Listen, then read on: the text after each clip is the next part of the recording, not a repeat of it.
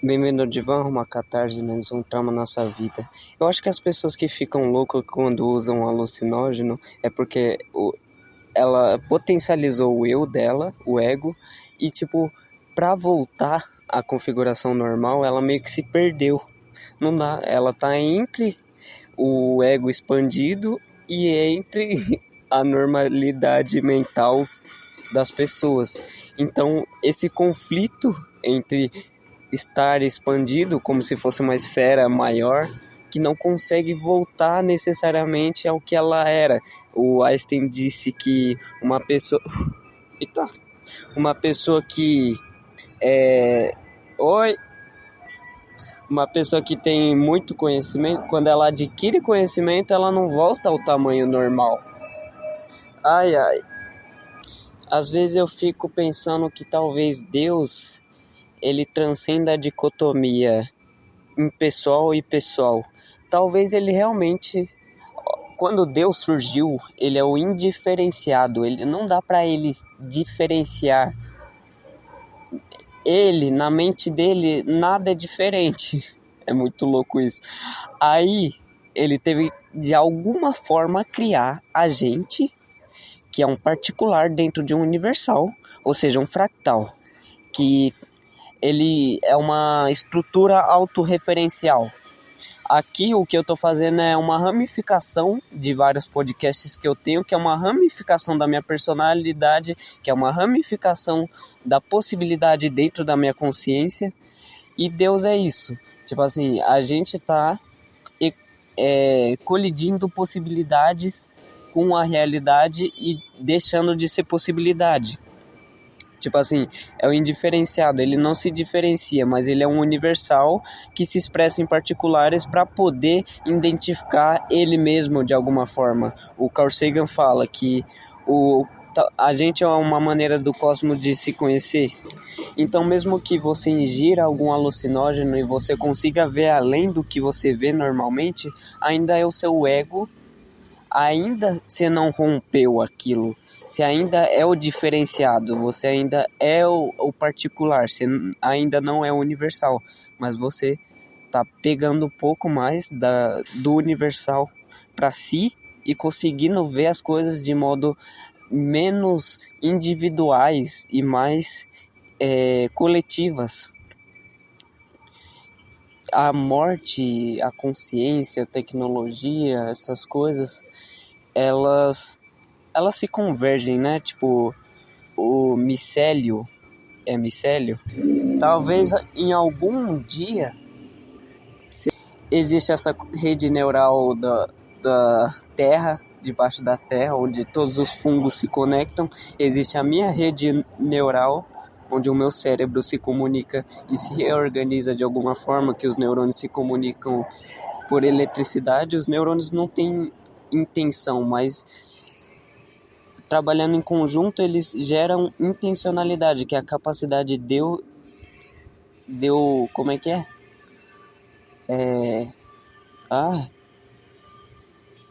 Me referir a algo, que é a intencionalidade, né? Do Brentano, que vem do medieval, e depois o Edmund Husserl usou esse conceito.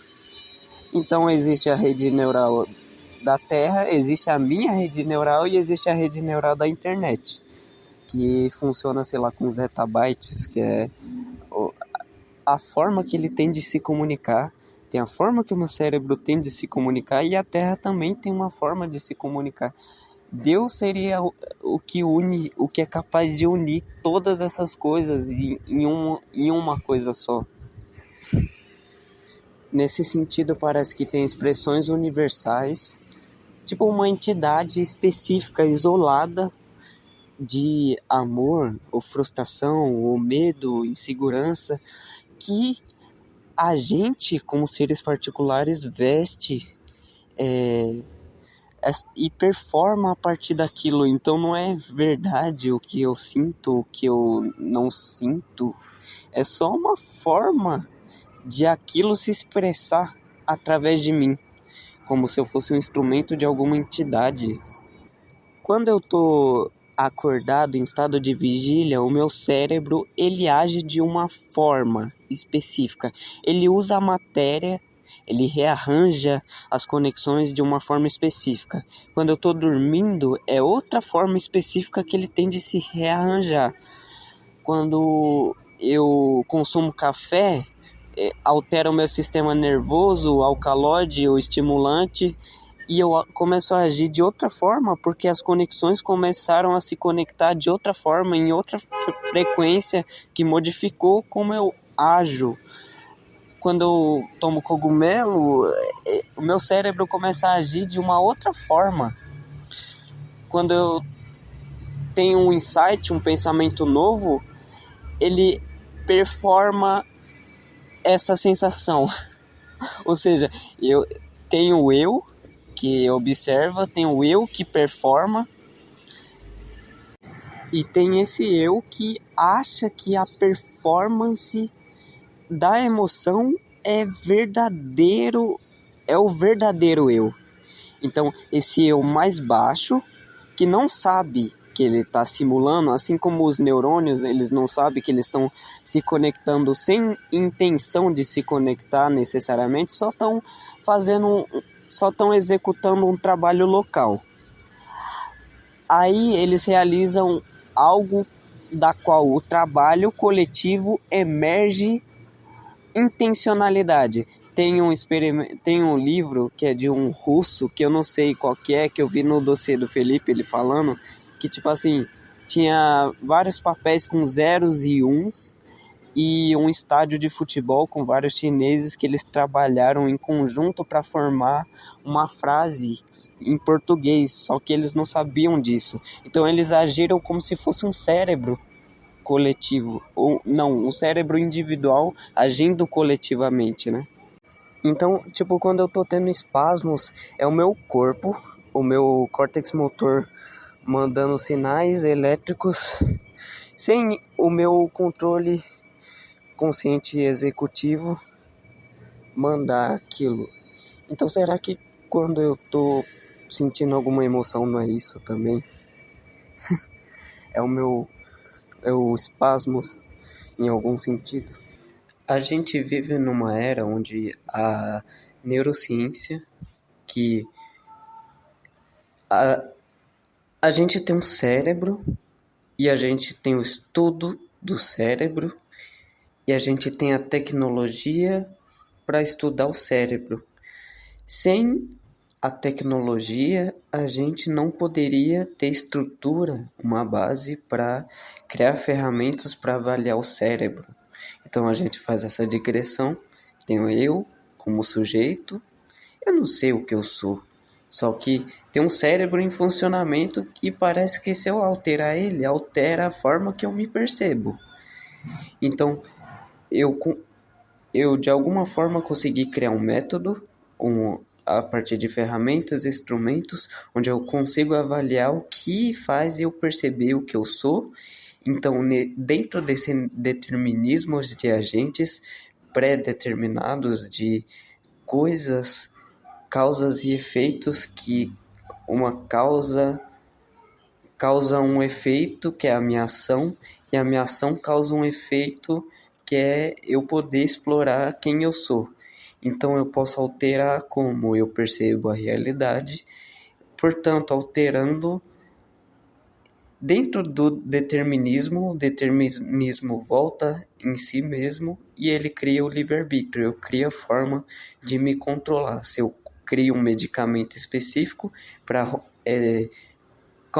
counterar a minha dor, eu estou controlando o que me controla.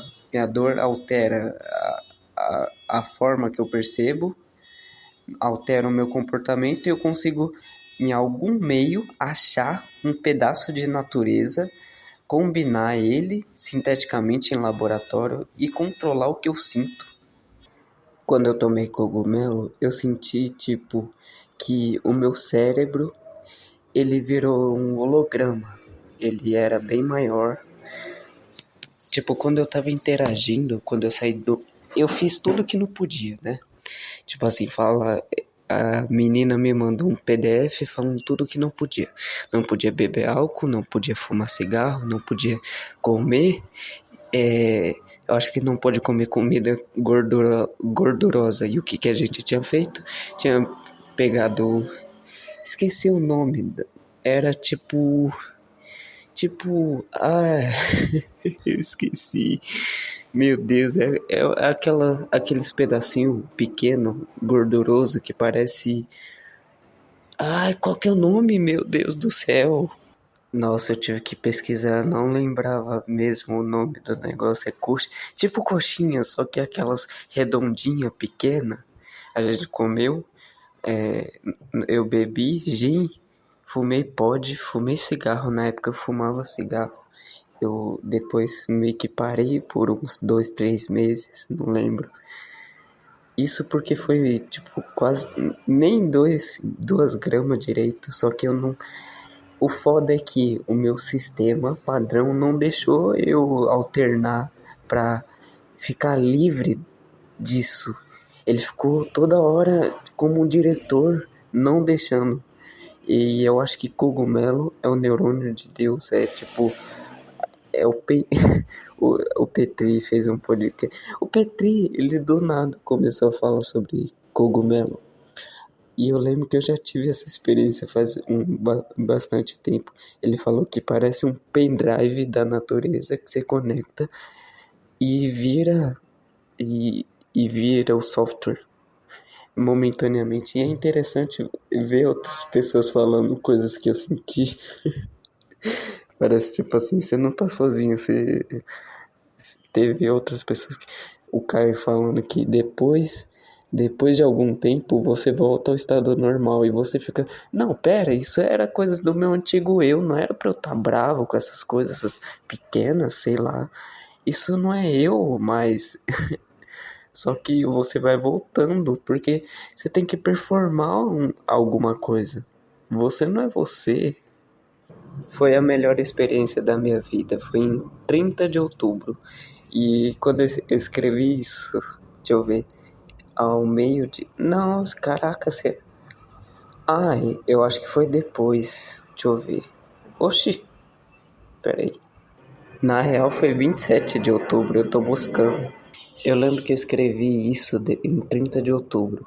Eu não sou a mesma pessoa que você conheceu, então o que você deseja com base nas suas lembranças, você deseja para algo completo de lacunas lógicas preenchidas por fantasia. O que se manteve comigo na minha mudança é a minha meta. Uma coisa que eu sentia também é que eu tava num mar. Se eu ia para um lado, eu perdia a possibilidade de ir para o outro. E toda vez se ramificava em caminhos onde eu não tinha acesso mais ao passado. E tipo assim, ao mesmo tempo que eu era diferente do grupo, eu era o grupo, que era 4 pessoas, deixa eu ver. Uma, duas, três. Contando comigo era 4. Ai, ai. E tipo, antes eu tava com uns problemas de saúde física e mental, psicológica, neurológica, tá porra, todos. De tremedeira interna, externa, espasmo. Eu ainda, tipo assim, de vez em quando. E eu penso, caralho, será que no futuro isso pode acarretar em algum problema? Agora, quando eu tô comendo alguma coisa, eu sinto uma dor no peito. Passa pelo.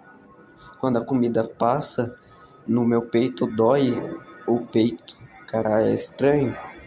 Eu saí do meu serviço que eu tava trabalhando na linha de produção, tinha saído de outro para entrar nesse, agora eu vou pro definitivo. Eu vou ser contratado numa faculdade, vou poder estudar e trabalhar lá. E tipo, meu tio trabalha lá há muito tempo, então ele me indicou e vai ser o emprego que eu vou ficar de fato, porque eu vou poder estudar por muito tempo. Eu não sei, eu quero fazer psicologia, neurociência, filosofia, física, sei lá. Se bem que eu não manjo muito de física, bem mais ou menos. Tipo assim, eu manjo os conceitos centrais, mas não manjo a matemática por trás do a álgebra, é a álgebra, né? Mas eu gosto da abstração física, tipo do Newton pensar, toda ação tem uma reação. Não é intuitivo você pensar nisso. Parece até uma lei hermética, sabe? Tipo, você propõe algo que não tem um meio exato de verificar literalmente todos os fatos para saber que isso ocorre em toda circunstância. E outra, não tem nada na natureza que diz que, que consegue se referir a algo e dizer aquela reação provocou. Aquela ação provocou aquela reação, que provocou aquela ação, que provocou aquela reação. E a minha mente consegue interligar, a minha consciência consegue interligar toda essa cadeia de ação e reação, de causa e efeito, e saber que uma coisa originou a outra. Então é a minha percepção que está dando causalidade para a coisa. Mesmo que a coisa tenha causalidade na realidade, a forma que eu percebo é minha. A forma que acontece é da realidade. A forma que fazem algo com a minha vida é do outro, mas a forma como eu reajo é minha. As minhas decisões estão dentro de mim, não nas pessoas. Eu não necessito que elas façam algo para eu decidir ou não decidir. Eu tenho que ter autonomia e desassociar essa associação entre a minha, a minha química cerebral, que causa felicidade ou infelicidade, e parar de associar com coisas externas a mim, porque é eu que estou produzindo isso, não que é o meu cérebro que está produzindo isso, não outra coisa. Ou seja, minha mente normal no convívio humano estressado, performático, é uma chave que está tentando abrir uma, uma fechadura que não dá certo, não vai, porque ela é sutil. A minha chave não presta. Agora, quando eu consigo influenciar todo o meu sistema rígido, eu consigo ser maleável, aí eu consigo me conectar com algo maior, com esse eu maior que percebe as coisas como mais parecidas com o que elas são. Mas tipo, o real, quando eu interajo com a realidade, eu já tô deturpando, é igual a linguagem. Ah, agora, quando eu tô pensando sem usar a linguagem, o mentalês, aquilo é o pensamento em sua forma pura. Tipo, tem aquela forma pensamento no budismo, né, que é a criação mental sobre um objeto que cria um ser, né? Quando eu estou observando a realidade, quando eu lanço a minha consciência, noesis em direção ao noema, o objeto visado, não é passivo essa ação, é algo ativo. Eu estou criando minha realidade, mas não criando no sentido que eu possa alterar tudo que eu quiser ao meu bel prazer, no sentido de que o meu cérebro não está vendo a realidade mesma e ele está fazendo previsões, tipo assim, vai da retina para o nervo óptico, células ganglionares, do tálamo, o tálamo faz um processo, manda para o córtex visual, que está no. Não, manda para o córtex visual, que está no córtex occipital, no lobo occipital, e ele faz umas previsões, manda para o tálamo corrige baseado no fluxo de informações que está chegando. Mas, tipo assim, toda vez que eu sonho, eu já tenho uma experiência alucinógena. Eu já perco a noção do eu. Eu já acredito fielmente que aquela é a minha realidade. O que faz eu pensar que eu também não sou um sonho de uma outra pessoa numa realidade. O que faz. Teve um chinês há 2.500 anos atrás que ele sonhou que ele era uma borboleta. Aí ele pensou: o que faz eu pensar que eu não sou aquela borboleta sonhando que eu sou esse ser humano? Tipo assim, a borboleta não tem cérebro você sonhar recorrentemente que você é essa pessoa, parece que não é eu que estou vivendo agora que é o sonho. Parece que é o sonho que é sonhado por mim. Sei lá. Eu já sonhei bastante que eu tirava foto do pôr do sol. Eu tive um sonho recentemente que eu vi o sol e ele meio que a realidade ela se fragmentava, literalmente começava a quebrar assim, formar um vitral e dispersar a luz do sol nesses vidros, sei lá, que doideira. Parece que é alguma coisa se expressando através de uma linguagem simbólica que eu não tenho exatamente um controle, eu só posso observar. Já teve várias vezes na minha vida onde eu estava falando uma linha de raciocínio, uma frase, e no meio do que eu estava falando eu pensava, tá, isso aqui não é eu. Eu não tô concordando com o que tá saindo da minha boca. O que que tá acontecendo, sabe? Não sou eu não quero falar isso. Mas tá saindo da minha boca. Tipo, eu tô falando, eu não consigo parar. Eu vou continuar esse fluxo. E tem um momento que as emoções, os sentimentos, eles tomam uma forma para você lidar, sei lá. Essa forma de comunicação do pensamento, que não é literalmente uma linguagem, é o pensamento puro, ele não é linear. Eu acho que a significação dele é multidimensional. É tipo essa linguagem dos sonhos mesmo que eu falei, que o sol se fragmenta, que tem formas geométricas abstratas e tem lições que eu não aprendo de através de linguagem, sabe? Quando eu tô sonhando, eu sinto que as coisas aconteceram naquela realidade. Eu não preciso ter tipo, a percepção que aconteceu algo, literalmente acontece só porque eu percebi. Alguém fala alguma coisa, eu já percebi. Ou alguém alguma coisa acontece mesmo que eu não veja, eu senti e percebi. Qualquer coisa dentro daquele espaço já altera a minha percepção. Dentro do sonho eu já fico sugestionável pelo inconsciente, pelas memórias premium.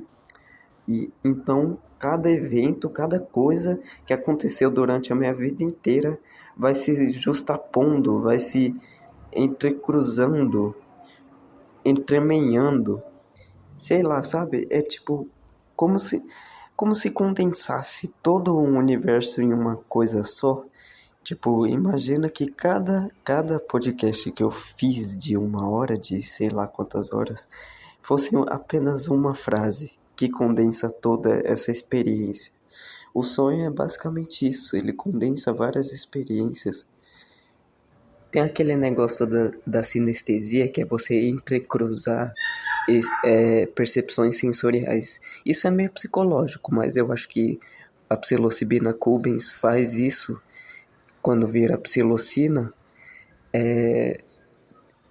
Como é que é?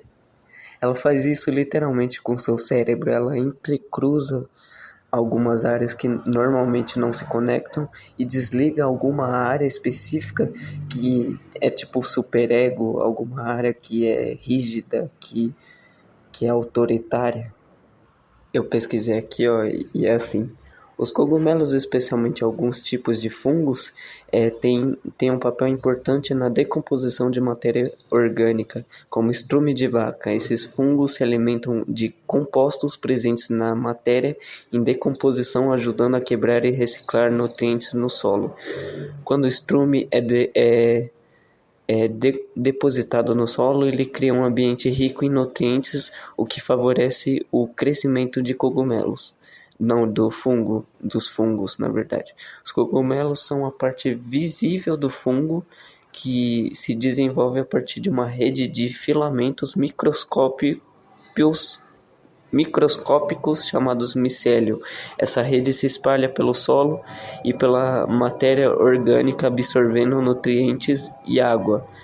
Além disso, a interação entre fungos e o estrume pode ajudar a promover a saúde do solo.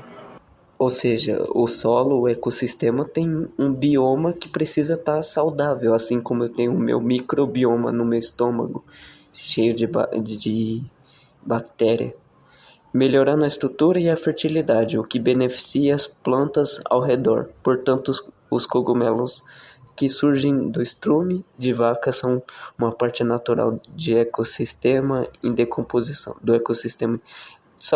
Será que é por isso que os indianos consideram ela sagrada? No caso, a vaca, né? O cogumelo é a tecnologia natural de Deus para fazer a gente retornar ao estado bom. Ele te dá a capacidade de você, tipo, ter uma frequência de funcionamento específico, o seu cérebro como um todo, tipo assim, as pequenas partes deles, uma área específica e outra área específica, elas dialogam em uma determinada frequência diferente de como outras áreas dialogam em outras frequências. Mas no todo, e meio que esse todo ele se expandir para um outro nível de funcionamento, bem diferente do que é o normal, bem além, bem uma conexão mais forte, o que faz você ter estados alterados de consciência e ficar mais bem e fugir da normalidade, que é ficar mal, que é se remoer, que é tudo isso.